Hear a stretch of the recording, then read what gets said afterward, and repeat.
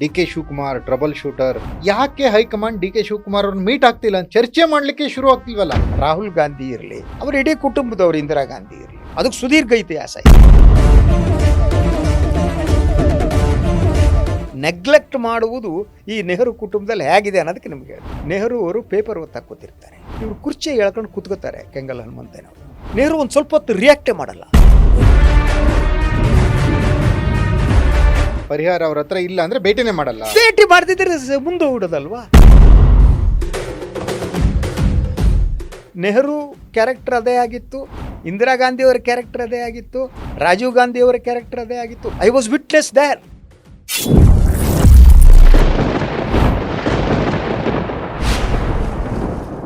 Ladies and gentleman, D K Shivakumar ಕಾಂಗ್ರೆಸ್ನ trouble shooter, ಈಗ ಕಾಂಗ್ರೆಸ್ನ ಡೆಮಾಲಿಷರ್ ಏನಾದರೂ ಆಗ್ತಾರಾ?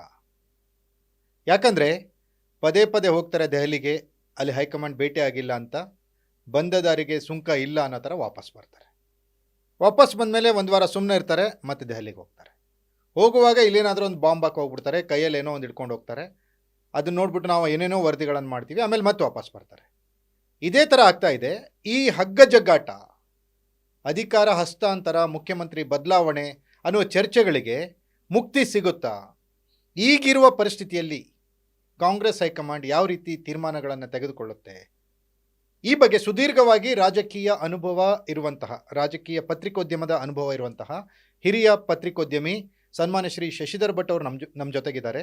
ಬನ್ನಿ ಅವ್ರನ್ನ ಕಾರ್ಯಕ್ರಮಕ್ಕೆ ಸ್ವಾಗತಿಸೋಣ. ಅವರಿಗೆ ಕೇಳೋಣ ಈ ರೀತಿಯ ಪ್ರಶ್ನೆಗಳಿಗೆ ಅವರು ಯಾವ ರೀತಿ ಚರ್ಚೆ ಮಾಡ್ತಾರಂತೆ. ಸರ್ ನಮಸ್ತೆ, ಕಾರ್ಯಕ್ರಮಕ್ಕೆ ಸ್ವಾಗತ. Thank you sir. Yes sir, ಈಗ ಡಿ ಕೆ ಶಿವಕುಮಾರ್ ಮತ್ತೆ ಅದೇ ಕತೆ, ಅದೇ ರಾಗ, ಅದೇ ಹಾಡು ಅನ್ನೋ ಥರ ದೆಹಲಿಗೆ ಹೋದರು. ಇನ್ನೂವರೆಗೂ ಹೈಕಮಾಂಡ್ ಯಾವ ನಾಯಕರು ಕೂಡ ಅವ್ರನ್ನ ಭೇಟಿಯಾಗಿಲ್ಲ. ಅನ್ಯಾಯ ಆಗ್ತಿದೆಯಾ ಡಿ ಕೆ ಶಿವಕುಮಾರ್ಗೆ? ಅವಮಾನ ಆಗ್ತಿದೆಯಾ ಡಿ ಕೆ ಶಿವಕುಮಾರ್ಗೆ? ಹಿನ್ನಡೆ ಆಗ್ತಿದೆಯಾ ಡಿ ಕೆ ಶಿವಕುಮಾರ್ಗೆ? ಏನು, ಯಾವ ರೀತಿ ವಿಶ್ಲೇಷಣೆ ಮಾಡ್ತೀರಾ ಇದನ್ನು? ಒಂದು, ನಿನ್ನೆ ಅವರು ದೆಹಲಿಗೆ ತೆರಳಿದ್ದನ್ನು, ಘಟನೆಗಳನ್ನು ಒಂದೊಂದೇ ನೋಡ್ತಾ ಕ್ರೊನಾಲಜಿ ನೋಡಿದ್ರೆ ನಮ್ಗೆ ಅರ್ಥ ಆಗುತ್ತೆ. ಬೆಳಗ್ಗೆ ಅವರು ಮಾಡಿದ ರಿಯಾಕ್ಷನ್ ಮೊದಲು ತುಂಬ ಸಂತೋಷದಲ್ಲಿದ್ದರು. ನಾವು ಚರ್ಚೆ ಮಾಡಿದ್ದೀವಿ ಅವರ ಬಾಡಿ ಲ್ಯಾಂಗ್ವೇಜ್ ಸೋ ಗುಡ್. ಅದರದಾದ ನಂತರ ಅವರ ವಿಮಾನಗಳು ಬದಲಾಗ್ತಾ ಹೋದದ್ದು, ಕ್ಯಾನ್ಸಲ್ ಮಾಡಿದ್ದು, ನಂತರ ಹೋದ್ಮೇಲೆ ಅವ್ರು ಮಾಡಿದ್ದೇನು, ಅಸ್ಸಾಂ ಚುನಾವಣೆ ಕುರಿತಂಥ ಒಂದು ಸಮಿತಿ ಸಭೆ ಏನಿತ್ತು, AICC ಸಭೆಯಲ್ಲಿ ಭಾಗಿಯಾದರು. ಪಕ್ಕದಲ್ಲಿ ಪ್ರಿಯಾಂಕಾ ಗಾಂಧಿ ಅವರಿದ್ದರು. ಸೊ ಅವರ ಪ್ರತ್ಯೇಕವಾಗಿ ಮಾತನಾಡಿದ್ರೋ ಇಲ್ವೋ ಅನ್ನುವ ವಿವರಗಳಿಲ್ಲ ಅಲ್ವಾ? ಮಾತಾಡಿರ್ಬೋದು, ನಾನು ಯಾವಾಗ ಮಾಡ್ತೀರಿ ಅಂತ ಕೇಳಿರ್ಬೋದು, ಬಿಟ್ಟಿರ್ಬೋದು. ಸೊ ಅದಾದ ಮೇಲೆ ಅವರು ನಿನ್ನೆ ಮಾಡಿದ್ದೇನೆಂದ್ರೆ KC ವೇಣುಗೋಪಾಲ್ ಅವ್ರನ್ನ ಭೇಟಿ ಮಾಡಬೇಕು ಅಂತೇಳಿ ಅಪಾಯಿಂಟ್ಮೆಂಟ್ ಕೇಳಿದ್ರು. ಹಿಂದಿನ ಸಲನೂ ಅವ್ರು ಅಪಾಯಿಂಟ್ಮೆಂಟ್ ಕೇಳಿದ್ರು, ಕೆಲವು ನಿಮಿಷಗಳ ಕಾಲ KC ಹತ್ರ ಮಾತಾಡಿದ್ದಾರೆ ಅಲ್ವಾ? ಈ ಸಲ ಮತ್ತೆ ಈ ಸಲ ಅವರ ವ್ಯತ್ಯಾಸ ಹಿಂದಿನ ಸಲಕ್ಕೂ ಈ ಸಲಕ್ಕೂ ಅಂದರೆ, ಈ ಸಲದ ಗೇಮ್ ಪ್ಲಾನ್ ಬೇರೆ ರೀತಿಯದ್ದು. ಒಂದು ರೀತಿಯಲ್ಲಿ ಅಲ್ಟಿಮೇಟಮ್ ಕೊಡಕ್ಕೆ ಹೋದ್ರ ಅನ್ನುವ ಪ್ರಶ್ನೆ ಇತ್ತು, ಯಾಕೆ ಹೋಗಿದ್ದು ಅವರು ಅಂತ. ಅದರ ಜೊತೆಗೆ ಶಾಸಕರ ಬಲವನ್ನು ವೃದ್ಧಿಸುವ ಕ್ರಿಯೆ ಏನಿದೆಯಲ್ಲ, ಅದನ್ನು ಪ್ರಾರಂಭ ಮಾಡಿದ್ರು. ಅದರಲ್ಲಿ ಯಶಸ್ವಿ ಕೂಡ ಆಗಿದ್ದಾರೆ ಅನ್ನುವಂಥ ಮಾಹಿತಿಗಳು ಬರ್ತಾ ಇದ್ದಾವೆ. ಅವ್ರ ಬೆಂಬಲಿಗರು ಹೇಳೋ ಪ್ರಕಾರ ಸಂಖ್ಯೆಗಳು ತುಂಬಾ ಇನ್ಕ್ರೀಸ್ ಆಗಿದೆ ಅನ್ನುವಂಥದ್ದಿದೆ. ಸ್ವಲ್ಪ ಆಗಿರ್ಬೋದು, ಅದು ಯಾವ ಮಟ್ಟಿಗೆ ಅಂತ ಹೇಳಕ್ ಕಷ್ಟ. ಯಾಕಂದ್ರೆ ಇನ್ಕ್ರೀಸ್ ಆಗುವ ಸಂದರ್ಭ ಬಂದಿದ್ದು ನಿಜ. ಬಿಕಾಸ್ ಆಫ್ ಸಿದ್ದರಾಮಯ್ಯನವರ ಸುತ್ತಮುತ್ತ ಇರುವವರೇ ಕೆಲವರಿಗೆ ಈ ಯತೀಂದ್ರ ಅವರ ಇಂಟರ್ಫಿಯರೆನ್ಸ್ ಬೇಸರ ಆಗಿ ಅವರಿಂದ ದೂರ ಆಗ್ತಿದ್ದಾರೆ ಅನ್ನುವ ಮಾಹಿತಿಗಳಿವೆ. ಹೌದು. ಸೊ ಜಾರ್ಜ್ ಪ್ರಕರಣ ಗೊತ್ತಿದೆ, ರಾಜೀನಾಮೆ ಕೊಡೋವರೆಗೆ ಹೋಗಿದ್ದು. ಸತೀಶು, MB ಪಾಟೀಲ್ ಮೊದಲಾದವರು DK ಜೊತೆಗೂ ಚೆನ್ನಾಗಿದ್ದಾರೆ. ಸೊ ಅವರು ಸುತ್ತಮುತ್ತಲೂ ಇರುವವರು ಸ್ವಲ್ಪ ಮಟ್ಟಿಗೆ ಬಿಗಿಪಟ್ಟನ್ನ ಸಡ್ಲಿಸಿದ್ದಾರೆ. ಅಂದ್ರೆ ಸಿದ್ದರಾಮಯ್ಯನ ಪರವಾಗಿ ಬ್ಯಾಟ್ ಮಾಡ್ತಾ ಇದ್ದವರು ಈಗ ಬ್ಯಾಟ್ ಮಾಡ್ತಾ ಇಲ್ಲ, ಬ್ಯಾಟ್ ಇಟ್ಕೊಂಡು ನಿಂತ್ಕೊಂಡಿದ್ದಾರೆ, ನ್ಯೂಟ್ರಲ್ ಆಗಿದ್ದಾರೆ. ನ್ಯೂಟ್ರಲ್ ಆಗಿದ್ದಾರೆ. ಸೊ ಈ ನ್ಯೂಟ್ರಲ್ ಆಗಿರುವವರನ್ನ ಯಾವ ಕಡೆಗೆ ಅಂತ ಸ್ವೀಕಾರ ಮಾಡೋದು, ಅವ್ರ ಗಾಳಿ ಯಾವ ಕಡೆ ಬೀಸುತ್ತೆ ಅಂತ ನೋಡ್ತಿದ್ದಾರೆ, ಕಾಯ್ತಾ ಇದ್ದಾರೆ. ಸೊ ಇಂಥ ಒಂದು ಸನ್ನಿವೇಶದಲ್ಲಿ ಶಾಸಕರುಗಳು ರೆಸಾರ್ಟ್ಗೆ ಹೋಗ್ತಾರೆ, ವಿದೇಶಕ್ಕೆ ಹೋಗ್ತಾರೆ ಅನ್ನುವ ಚರ್ಚೆ ನಡೆಯುವ ಸಂದರ್ಭದಲ್ಲಿ ದೆಹಲಿಗೆ ಹೋಗ್ತಾರೆ. ಅಲ್ಲ, ನನಗೆ ಒಂದೇನು ಅನಿಸ್ತದೆ ಅಂದರೆ, ಈ D K Shivakumar trouble shooter, ಕಾಂಗ್ರೆಸ್ಸಿಗೆ ಏನೇ ಸಮಸ್ಯೆಗಳು ಬಂದರೂ ಡಿ ಕೆ ಶಿವಕುಮಾರೇ ನೆನಪಾಗ್ತಾರೆ ಅನ್ನೋಂಥ ಮಾತುಗಳಿತ್ತು. AICC ಕಚೇರಿ ನಡೀಬೇಕಂದ್ರೂ ಕೂಡ ಅದಕ್ಕೆ ATM ಥರ DK ಕೆಲಸ ಮಾಡ್ತಾರೆ ಅನ್ನೋಂಥ ಮಾತುಗಳು ಇತ್ತು. ಹಿಂಗೆಲ್ಲ ಇದ್ರೂ ಕೂಡ ಯಾಕೆ ಹೈಕಮಾಂಡ್ ಡಿ ಕೆ ಶಿವಕುಮಾರ್ ಅವ್ರನ್ನ ಮೀಟ್ ಆಗ್ತಿಲ್ಲ, ಚರ್ಚೆ ಮಾಡಲಿಕ್ಕೆ ಶುರು ಆಗ್ತಿಲ್ವಲ್ಲ? ಅದು ತೀರ್ಮಾನ ಆಮೇಲೆ ಬಿಟ್ಟು ಕೊಡಿಸ್ಬೇಕೋ ಬೇಡ, ಆಮೇಲೆ ಮಾತುಕತೆ ಶುರು ಆಗ್ತಿಲ್ವಲ್ಲ? ರಾಹುಲ್ ಗಾಂಧಿ ಇರಲಿ, ಅವ್ರ ಇಡೀ ಕುಟುಂಬದವ್ರು, ಇಂದಿರಾ ಗಾಂಧಿ ಇರಲಿ, ಆಯಿತಾ, ನೆಹರು ಇರಲಿ, ಅವರು ಒಂದು ಬೇರೆ ನಾಯಕರನ್ನ ಭೇಟಿ ಮಾಡದೆ ಪೋಸ್ಟ್ಪೋನ್ ಮಾಡೋದಿದೆಯಲ್ಲ, ಹ್ಮ್ ಅದಕ್ಕೆ ಸುದೀರ್ಘ ಇತಿಹಾಸ ಇದೆ, ಹೊಸದಲ್ಲ ಇದು. ಹೊಸದಲ್ವೇ ಅಲ್ಲ. ಹ್ಮ್ ನಾನು ನೆಹರು ಅವ್ರದ್ದೊಂದು ಉದಾಹರಣೆ ಹೇಳ್ತೀನಿ. ಹ್ಮ್ ಸೊ ಕೆಂಗಲ್ ಹನುಮಂತನವರು, ಈಗ ಮೊನ್ನೆ ಅವ್ರದ್ದು ಇದರ ಆಯ್ತಲ್ವ, ಸೊ ಕೆಂಗಲ್ ಹನುಮಂತನವರು ಹ್ಮ್ ವಿಧಾನಸೌಧ ನಿರ್ಮಿಸಿದ ಮೇಲೆ ನೆಹರು ನೋಡೋದಕ್ಕೆ ಹೋಗ್ತಾರೆ. ಹ್ಮ್ ಆಯ್ತಾ, ಹ್ಮ್ ನೆಗ್ಲೆಕ್ಟ್ ಮಾಡುವುದು ಈ ನೆಹರು ಕುಟುಂಬದಲ್ಲಿ ಹೇಗಿದೆ ಅನ್ನೋದಕ್ಕೆ ನಿಮ್ಗೆ ಹೇಳ್ತೀನಿ. ಹ್ಮ್ ಹೋಗ್ತಾರೆ, ಹೋದ ತಕ್ಷಣ ಹೋದ ಸಂದರ್ಭದಲ್ಲಿ ಹ್ಮ್ ನೆಹರು ಅವರು ಪೇಪರ್ ಓದ್ತಾ ಕೂತಿರ್ತಾರೆ. ಹ್ಮ್ ಇವ್ರು ಕುರ್ಚಿ ಎಳ್ಕೊಂಡು ಕೂತ್ಕೋತಾರೆ ಕೆಂಗಲ್ ಹನುಮಂತನವರು. ಹಾ ನೆಹರು ಒಂದು ಸ್ವಲ್ಪ ಹೊತ್ತು ರಿಯಾಕ್ಟೇ ಮಾಡಲ್ಲ. ಹ್ಮ್ ಇವ್ರಿಗೆ ಇರ್ಸು ಬರ್ಸು ಯೂಸ್ವಲಿ ಆಗುತ್ತೆ, ಕೂತೇ ಇರ್ತಾರೆ. ಹ್ಮ್ ಆವಾಗ ನೆಹರು ತಲೆ ಎತ್ತಿ ಪೇಪರನ್ನು ಹಿಂಗಿತ್ತು ಹೇಳ್ತಾರೆ, ನಿಮ್ಮ ಮೇಲೆ ಭ್ರಷ್ಟಾಚಾರದ ಆರೋಪ ಇದೆ, ಹ್ಮ್. ವಿಧಾನಸೌಧ ನಿರ್ಮಾಣದಲ್ಲಿ ನೀವು ಭ್ರಷ್ಟಾಚಾರ ಎಸಗಿದ್ದೀರಂತೆ ಅಂತಾರೆ. ಹ್ಮ್ ಕೆಂಗಲ್ ಹನುಮಂತ ಉತ್ತರ ಕೊಡ್ತಾರೆ, ಹ್ಮ್ ನನ್ನ ಮೇಲೆ ಮಾತ್ರ ಅಲ್ಲ, ನಿಮ್ಮ ಮೇಲೂ ಇಂತಹ ಆರೋಪಗಳಿವೆ ಅಂತ. You was shocked. Hmm Nehru shock ಆಗ್ಬಿಡುತ್ತೆ. ಅಂದರೆ ಸೊ ಕಾಂಗ್ರೆಸ್ನ ಈ ಮನೆತನ ಇದೆಯಲ್ಲ, ನಂಬರ್ 1, ಇವರು ರಾಜ್ಯ ನಾಯಕರುಗಳನ್ನು ನಡೆಸಿಕೊಳ್ಳುವ ರೀತಿಯ ಬಗ್ಗೆ ಆಕ್ಷೇಪಗಳಿವೆ. ಇತ್ತೀಚೆಗೆ ರಾಹುಲ್ ಗಾಂಧಿ ಯಾರನ್ನೂ ನೋಡಲ್ಲ ಅಂತೇಳಿ 2-3 ಜನ ನಾಯಕರುಗಳು ಆರೋಪ ಮಾಡೋದು. ಹೌದು. ಸೊ ಇದು ಹೊಸ್ತಲ್ಲ ಅಂತ. ಅವರು ಯಾಕೆ ಮಾಡ್ತಾರೆ ಅಂತಂದರೆ, ನೀವು ಭೇಟಿ ಮಾಡಿದ ತಕ್ಷಣ ಸಮಸ್ಯೆಗೆ ಒಂದು ಪರಿಹಾರವನ್ನು ಕೊಡಬೇಕಾಗುತ್ತೆ. ಪರಿಹಾರ ಅವ್ರ ಹತ್ರ ಇಲ್ಲ ಅಂದ್ರೆ ಭೇಟಿನೇ ಮಾಡಲ್ಲ. ಭೇಟಿ ಮಾಡ್ತಿದ್ರೆ ಮುಂದೆ ಹೋಗೋದಲ್ವಾ. Okay.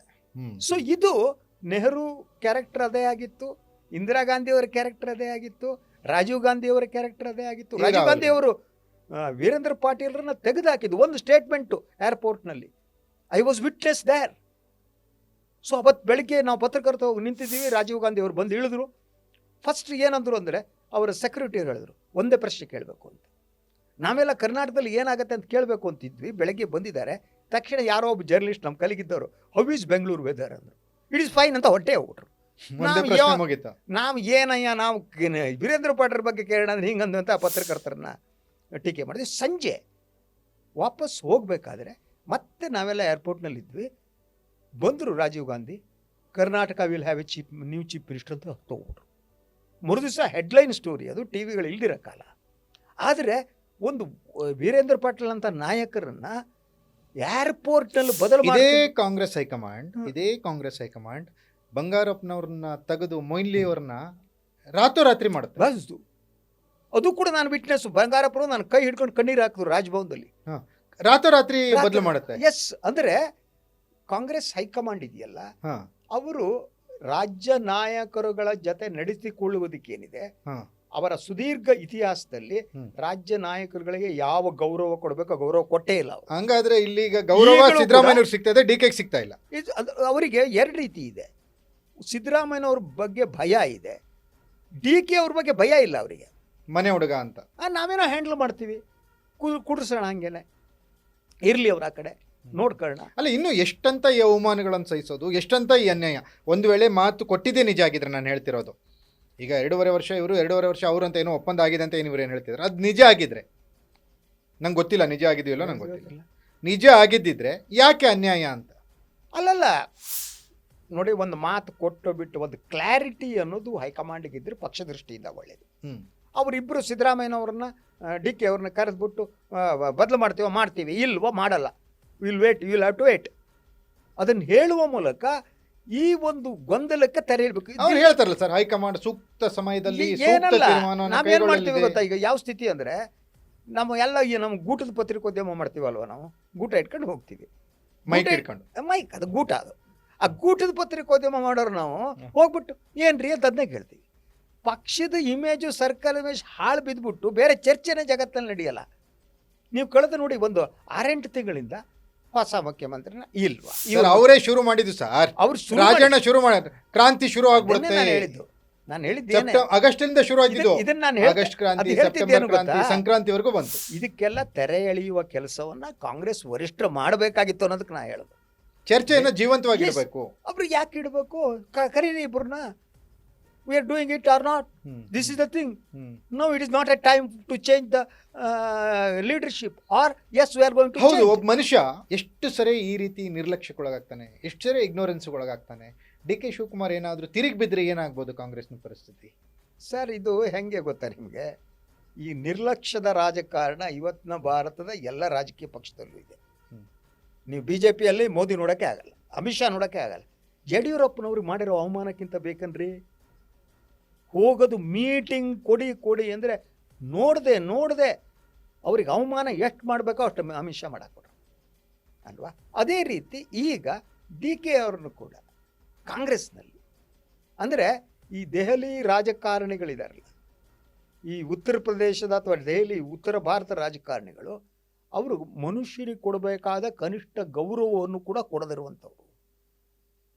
They just a bulldozing people, bulldoze ಮಾಡೋ ಅಂತ. ಅಷ್ಟೆಲ್ಲ ತಾತ್ಸಾರಕ್ಕೆ ಒಳಗಾಗ್ಬೇಕಾ ಸರ್? ಅದಕ್ಕೆ ನೋಡಿ, ನೀವು ಮತ್ತೆ ನಾವು ಅದನ್ನೇ ಮಾತಾಡ್ಬೇಕು. ನೀವು ಭಾರತದಲ್ಲಿ ಕಾಂಗ್ರೆಸ್ ಅವನತಿಗೆ ಕಾರಣ ಆದ್ದು ಸ್ಥಳೀಯ ನಾಯಕರನ್ನ ಕೊಲ್ತಾ ಹೋದದ್ದು. ಅದು ಅರಸುವಿಂದ ಪ್ರಾರಂಭ ಆಗುತ್ತೆ. ದೇವರಾಜ್ ಅರಸುವನ್ ಮೆಟ್ಟಕ್ಕೆ ನೋಡ್ತಾರೆ. ನೀವು ಆಂಧ್ರಕ್ಕೆ ಹೋಗಿ, ತಮಿಳ್ನಾಡಿಗೆ ಹೋಗಿ, ತಮಿಳ್ನಾಡಿನಲ್ಲಿ ಕಾಮರಾಜು ಅಂತ ನಾಯಕರುಗಳಿದ್ದರು, ಸ್ಲೋಲಿ ಮೂಪನಾರಿದ್ದರು. ಹೌದು, ಅವ್ರನ್ನೆಲ್ಲ ಆದ್ಮೇಲೆ ಒಬ್ಬೊಬ್ಬರನ್ನೇ ಮುಗಿಸಿ ಈಗ ಬೋರ್ಡಿಗಿಲ್ದಿದ್ದಾಗ ಅದರ ತಮಿಳ್ನಾಡು. ನೀವು ಯಾವುದೇ ರಾಜ್ಯ ತಗೊಳ್ಳಿ, ಈ ಸ್ಥಳೀಯ ನಾಯಕತ್ವವನ್ನು ಮುಗಿಸುವಂತಹ ಕೇಂದ್ರ ನಾಯಕತ್ವ ಇದೆಯಲ್ಲ, ಅದು ಪಕ್ಷವನ್ನು ಮುಗಿಸುತ್ತೆ. ಆ ಕೆಲಸವನ್ನು ಇವತ್ತು BJPನೂ ಮಾಡ್ತಾ ಇದೆ, ಕಾಂಗ್ರೆಸ್ ಮಾಡ್ತಾ ಇದೆ. ಹೌದು, ಬಿಜೆಪಿ ಅದಕ್ಕೆ ಅಪವಾದ ಅನ್ನೋ ತರ ಇತ್ತು, ಬಟ್ ಇವಾಗ ಅದು ಡೂಯಿಂಗ್ ಇಟ್. ಸ್ಥಳೀಯ ನಾಯಕರಿಗೆ ಬೆಳೆಯಕ್ಕೆ ಕೊಡಲ್ಲ, ಹತ್ತಿಕ್ತಾರೆ. ಹೌದು, ಏನಿದ್ರು ಡೆಲ್ಲಿ ನಾಯಕರು ಇವ್ರು ನಾಯಿ ಕಾದಂಗೆ ಕಾಯ್ಬೇಕು. ಹೋಗ್ಬಿಟ್ಟು ಅವ್ರ ಮನೆ ಮುಂದಿರೋ ನಾಯಿಗೆ ಬಿಸ್ಕಿಟ್ ಹಾಕೊಂಡು ನಿಂತ್ಕೋಬೇಕು. ಇವರು ಕಾಂಗ್ರೆಸ್ನಲ್ಲಾದ್ರೆ ರಾಹುಲ್ ಗಾಂಧಿ ಮನೆಗೆ ಹೋಗ್ಬೇಕು, ಅಲ್ಲಾದ್ರೆ ಅಮಿತ್ ಶಾ ಮನೆ ಎದುರು ಹೋಗಿ ನಿಂತ್ಕೋಬೇಕು, ಬಿಸ್ಕಿಟ್ ಹಾಕೊಂಡು ಕಾಯ್ಬೇಕು. ಎಲ್ಲ ರಾಜ್ಯ ನಾಯಕರಿಗೆ ಅವಮಾನ. ಇವರು ಅವ್ರಿಗೆ ಒಂದು ಹಿನ್ನೆಲೆ ಇರುತ್ತೆ, ಪಕ್ಷವನ್ನು ಕಟ್ಟಿರ್ತಾರೆ, ಕೆಲಸ ಮಾಡಿರ್ತಾರೆ. ಈ DK ಫಾದರ್ ಉಳಿದೇನೇ ಇರಲಿ, ಸಂಘಟನಾ ಚತುರ, ಅವರು ಸಂಘಟನೆ ಮಾಡಿದ್ದಾರೆ. ಹೌದು, ನೋಬಡಿ ಕ್ಯಾನ್ ಕ್ವೆಶ್ಚನ್ ಇಟ್. ಆದರೆ ಅವರನ್ನು ನೋಡದೇ ಇಲ್ಲ ಅನ್ನೋದಿದೆಯಲ್ಲ. ಇದೇ ನೀವು ನೋಡಿ, ನೆನಪು ಮಾಡ್ತೀನಿ ನಿಮ್ಗೆ, ಅಹಮದ್ ಪಟೇಲ್ ಗುಜರಾತ್ ಇಂದ ಗೆಲ್ಬೇಕು, ಶಾಸಕರು ಇಲ್ಲಿ ಬಂದು ಉಳಿದಾಗ ಏನೇನಾಯ್ತು ಹೈಡ್ರಾಮಾಗಳು. IT ಅವ್ರು ಯಾವ ರೀತಿ ರೈಡ್ ಮಾಡಿದ್ರು, ಆ ರೆಸಾರ್ಟ್ಗೂ IT ಅವ್ರು ಹೋಗಿದ್ರು, ಅವ್ರ ಮನೆಗೂ ನುಗ್ಗಿದ್ರು, ಇವ್ರನ್ನ ತಗೊಂಡೋಗಿ ತಿಹಾರ್ ಜೈಲ್ನಲ್ಲಿ ಇಟ್ರು.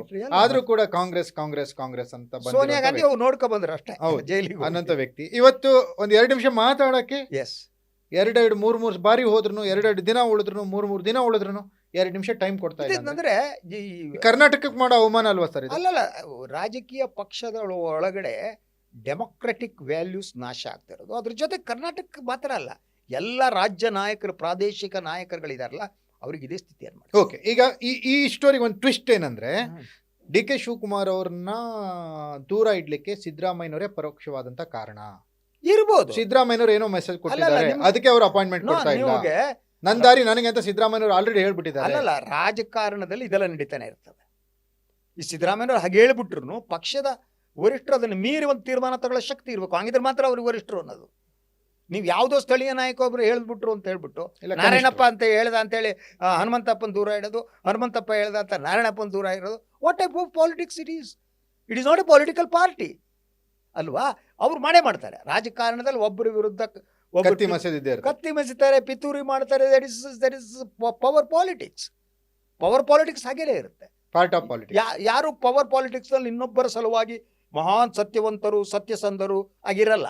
ಅದು ರಾಜಕಾರಣ ಅಲ್ಲ. ರಾಜಕಾರಣ ಅದರಿಂದ ಬೇರೆ ರೀತಿ ಇರುತ್ತೆ.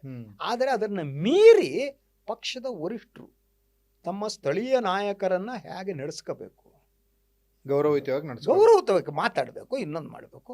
ಇಬ್ಬರು ಕೂಡಿಸ್ಕೊಂಡು ಬಗೆಹರಿಸ್ಬಿಟ್ಟು ಇಲ್ಲಪ್ಪ ಹಿಂಗೆ ಪರಿಸ್ಥಿತಿನ ಇಬ್ಬರಿಗೂ ತಿಳಿಸಿ. ಸೊ ಅದನ್ನು ಬಿಡುವ ಮೂಲಕ ಇನ್ನೇನು ಆಗ್ತಾ ಇಲ್ಲ.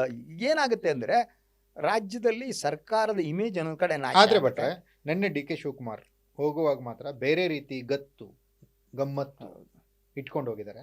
ಒಂದು ಫೈಲ್ ಬೇರೆ ಇಟ್ಕೊಂಡು ಹೋಗಿದ್ರು. ಹೌದು, ಆಯ್ತಾ? ಇನ್ನು ಬೇರೆ ಲೆಕ್ಕಾಚಾರದಲ್ಲಿ ಇದಾರ DK? ಹಾಗಾದ್ರೆ ರಾಜಕಾರಣದಲ್ಲಿ ಹೀಗೆ ಅಂತ ಹೇಳಕ್ಕಾಗಲ್ಲ, ಇರಬಹುದು. ಆದರೆ ಅವ್ರು ಎಷ್ಟರ ಮಟ್ಟಿಗೆ ಪಕ್ಷದ ವರಿಷ್ಠರನ್ನ ಬೆದರಿಸುವ ತಂತ್ರವನ್ನ ಬಳಸ್ತಾರೆ, ಅಥವಾ ಅದನ್ನು ಮೀರಿ ಒಂದು ನಿರ್ಣಾಯಕವಾದ ಒಂದು ಹೆಜ್ಜೆ ಇಡ್ತಾರೆ, ಗೊತ್ತಿಲ್ಲ ನಮಗೆ. ಆ ಸಿಚುವೇಶನ್ ಇಲ್ಲ. ಆದರೆ ಅದಕ್ಕೆ ಸಂಬಂಧಪಟ್ಟ ಹಾಗೆ ಅವರು ಕೆಲವು ಮೆಸೇಜ್ಗಳನ್ನು ಕೊಡ್ತಾ ಬಂದಿದ್ದಾರೆ. ಅದು ಸಾಫ್ಟ್ ಹಿಂದುತ್ವದ ಒಂದು ಇದನ್ನು ತೋರಿಸ್ತಾ, ಅಮಿತ್ ಶಾ ಜೊತೆ ಇರ್ತಾರೆ, ಜಗ್ಗಿ ವಾಸುದೇವ್ ಜೊತೆಗೆ ಇರ್ತಾರೆ ಅಲ್ವಾ, BL ಸಂತೋಷ್ ಜೊತೆ ಇರ್ತಾರೆ. ಇದೆಲ್ಲ ಸಂದೇಶಗಳು ರಾಜಕಾರಣದಲ್ಲಿ. ಅಂದ್ರೆ ಅವ್ರು ಏನು ಸಂದೇಶ ಕೊಡಬೇಕು ಆ ಸಂದೇಶವನ್ನು ಸತತವಾಗಿ ಕೊಡ್ತಾ ಇದ್ದಾರೆ. ಆದರೆ ಈ ಸಂದೇಶಕ್ಕೆ ಪಕ್ಷದ ವರಿಷ್ಠರು ರಾಹುಲ್ ಗಾಂಧಿಯವರು ಏನು ಪ್ರತಿಕ್ರಿಯೆ ನೀಡ್ತಾರೆ ಅನ್ನೋದು ಬಹಳ ಮುಖ್ಯವಾದ್ದು. ಆದರೆ ಆ ಸಂದೇಶ ರೀಚ್ ಆಗಿದ್ರೆ ರಾಹುಲ್ ಗಾಂಧಿಯವರು DK ಅವರು ಮೀಟ್ ಮಾಡಬೇಕಾಗಿತ್ತು. ಅಂದ್ರೆ ಅವರ ನಿರ್ಲಕ್ಷ್ಯ ಇದು ಇರ್ಬೋದಲ್ಲ, ಯಾವುದೇ ಹೆದರಿಕೆಗಳಿಗೆ ಬೆದರಿಕೆಗಳಿಗೆ ನಾವು ಬಗ್ಗಲ್ಲ ಅನ್ನೋದು ಹೈಕಮಾಂಡ್ ತೋರಿಸ್ಕೋಬಹುದು. ಅವ್ರು ಹಂಗೇನೆ ಮಾಡೋದು. ನಾವು ಇದಕ್ಕೆಲ್ಲ ಅತೀತರಾದವರು ನಾವು. ಹೈಕಮಾಂಡ್ ಅಂದರೆ ದೇವಲೋಕದಿಂದ ನೇರವಾಗಿ ಇಳಿದು ಬಂದವರು. ಹಂಗಂದ್ಕಂಡೆ ಹೊಡ್ಸ್ಕೊಂಡು ಪಕ್ಷ ನಾಶದಂತಿಗೆ ಬಂದಿದ್ದು. People will reject that. ಯಾಕಂದರೆ ಸ್ಥಳೀಯ ನಾಯಕತ್ವ ಇಲ್ಲದೆ ಯಾವುದೇ ರಾಜಕೀಯ ಪಕ್ಷ ಉಳಿಯೋಕ್ಕೆ ಸಾಧ್ಯ ಇಲ್ಲ. We should have A powerful leader. ಹೌದು. ನೀವು ಪವರ್ಫುಲ್ ಲೀಡರ್, ಅದಕ್ಕೆ ನೋಡಿ ಪ್ರಾದೇಶಿಕ ಪಕ್ಷಗಳು ಬಂದಿದ್ದು ಯಾಕೆ? Because of local leadership. Local leadership ಇದ್ರೆ ಮಾತ್ರ ಯು ಸಿ ದಟ್ ಪಾರ್ಟಿ ಬೆಳೆಯುತ್ತೆ. ಇದೆಲ್ಲ ಒಯ್ದು ಒಂಥರ ಒತ್ತೆ ಇಡೋ ಥರ ಹೈಕಮಾಂಡ್ಗೆ. ಹೌದು. ನೀವು ಮಾನ, ಪ್ರತಿದಿನ ಮರ್ಯಾದೆ, ಎದ್ದು ಗೌರವ, ಕೂತ್ಕೊಂಡು- ಸ್ವಾಭಿಮಾನ ಎಲ್ಲವನ್ನ ಒಯ್ದು ಎದ್ದು ಒತ್ತೆ ಬಿಟ್ಟು ಕಟ್ಟಿ. ಕರ್ನಾಟಕ ಬಂದವ್ರು ಕೂತ್ಕೊಂಡು ಅಲ್ಲಿ ಕಾಫಿ ಕುಡ್ಕೊಂಡು ಎಲ್ಲಪ್ಪ ಯಾವಾಗ ಕರಿತಾರಪ್ಪ ಅಂತ ಕೂತ್ಕೊಳ್ಳೋದು. ಯಾರೂ ಮಾತಾಡಲ್ಲ. ಅಲ್ಲಿ ಯಾರ್ಯಾರಿಗೋ ಸಿಕ್ಕವ್ರು ಬಿಸ್ಕಿಟ್ ಹಾಕೋದು, ನಮ್ಮ ರಕ್ಷಣೆ ಮಾಡ್ತಾರೆ ಬೊಬ್ಬವನ್ನೆಲ್ಲ ಅಂದ್ಕಟ್ಟು. ಈ ಉತ್ತರ ಭಾರತದ ಈಗ ಹಂಗಾರೆ ಈ ಎಲ್ಲ ಬೆಳವಣಿಗೆಗಳನ್ನು ನೋಡಿದ್ರೆ ಸದ್ಯಕ್ಕೆ ಇದಕ್ಕೆ ಯಾವುದೋ ಒಂದು ತಾರ್ಕಿಕ ಅಂತ್ಯ ಸಿಗೋ ಲಕ್ಷಣಗಳೇನು ಕಾಣ್ತಾ ಸೊ ಇಲ್ಲ. ಕಾಂಗ್ರೆಸ್ನ ಕೆಲವರು ಹೇಳುವ ಪ್ರಕಾರ ಈ ಕೇರಳ ಇದ್ರ ಇಲೆಕ್ಷನ್ ಇದೆಯಲ್ಲ, ಆ ಇಲೆಕ್ಷನ್ ಹೊರಗೆ ನಥಿಂಗ್ ವಿಲ್ ಹ್ಯಾಪನ್ ಅಂತ ಹೇಳಲಾಗ್ತಾ ಇದೆ. ಇನ್ನೊಂದ್ಸಲ ಬಜೆಟ್ ಮಂಡಿಸಿದ ಮೇಲೆ ಏನಾದ್ರು ಆಗ್ಬೋದು ಅನ್ನೋ ನಿರೀಕ್ಷೆ ಇದೆ. ಸೊ ಅದರ ನಡುವೆ ಎರಡು ಗುಂಪುಗಳು ದಟ್ ಜೀವಂತವಾಗಿರುವುದಕ್ಕೆ ಈ ಒಂದು ಶಾಸಕರ ಬೆಂಬಲದ ಪ್ರಶ್ನೆ, ರಿಸಾರ್ಟು, ವಿದೇಶ ಪ್ರವಾಸ ಇಂಥದ್ನೆಲ್ಲ ಆಟ ಆಡ್ತಾ ಇದೆ. ಎಸ್ ಭಟ್ರೆ, ಥ್ಯಾಂಕ್ ಯು ಇಷ್ಟೊತ್ತು ಭಾಗವಹಿಸಿ ಮಾತನಾಡಿದ್ದಕ್ಕೆ. ನೋಡಿದ್ರಲ್ಲ ವೀಕ್ಷಕರೇ, ಭಟ್ರು ವಿಶ್ಲೇಷಣೆ ಮಾಡೋ ಪ್ರಕಾರ ಇದು ಮುಗಿಯದಾಟ. ಇದು ಏನಾದರೂ ಒಂದು ಹಂತಕ್ಕೆ ಒಂದು ಅಂತ್ಯ ಅಂತ ಬಂದರೆ ಅದು ಮತ್ತೊಂದರ ಆರಂಭ ಅಂತ ಹೇಳ್ತಾರೆ. ಅಧಿಕಾರ ಹಸ್ತಾಂತರ ಆಗುತ್ತೋ, ಹಸ್ತಾಂತರ ಆದಮೇಲೆ ಏನೇನು ಬೆಳವಣಿಗೆಗಳಾಗುತ್ತೆ ಮತ್ತೊಂದು, ಆಗದೇ ಇದ್ರೆ ಏನೇನು ಬೆಳವಣಿಗೆಗಳಾಗುತ್ತೆ ಅನ್ನೋದು ಮಗದೊಂದು. ನೋಡೋಣ ಏನಾಗುತ್ತೆ ರಾಜಕೀಯದಲ್ಲಿ ಅಂತ ಕಾದು ನೋಡೋಣ. ಇದಾಗಿತ್ತು ಹಿರಿಯ ಪತ್ರಕರ್ತರಾದಂಥ ಸನ್ಮಾನ್ಯ ಶ್ರೀ ಶಶಿಧರ್ ಭಟ್ ಅವರೊಂದಿಗಿನ ವಿಶೇಷ ಪಾಡ್ಕಾಸ್ಟ್. ನೆಲ ಜಲ ಭಾಷೆಗಾಗಿ ನೋಡ್ತಾ ಇರಿ ಫೋಕಸ್ ಟಿವಿ.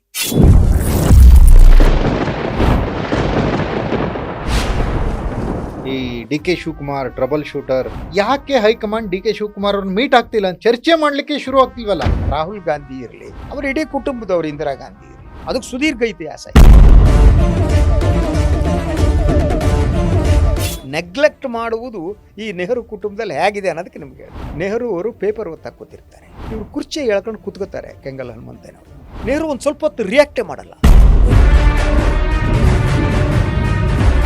ಪರಿಹಾರ ಅವ್ರ ಹತ್ರ ಇಲ್ಲ ಅಂದ್ರೆ ಭೇಟಿನೇ ಮಾಡಲ್ಲ. ಭೇಟಿ ಮಾಡ್ತಿದ್ರೆ ಮುಂದೆ ಹುಡೋದಲ್ವಾ? ನೆಹರು ಕ್ಯಾರೆಕ್ಟರ್ ಅದೇ ಆಗಿತ್ತು, ಇಂದಿರಾ ಗಾಂಧಿ ಅವರ ಕ್ಯಾರೆಕ್ಟರ್ ಅದೇ ಆಗಿತ್ತು, ರಾಜೀವ್ ಗಾಂಧಿ ಅವರ ಕ್ಯಾರೆಕ್ಟರ್ ಅದೇ ಆಗಿತ್ತು. I was witness there.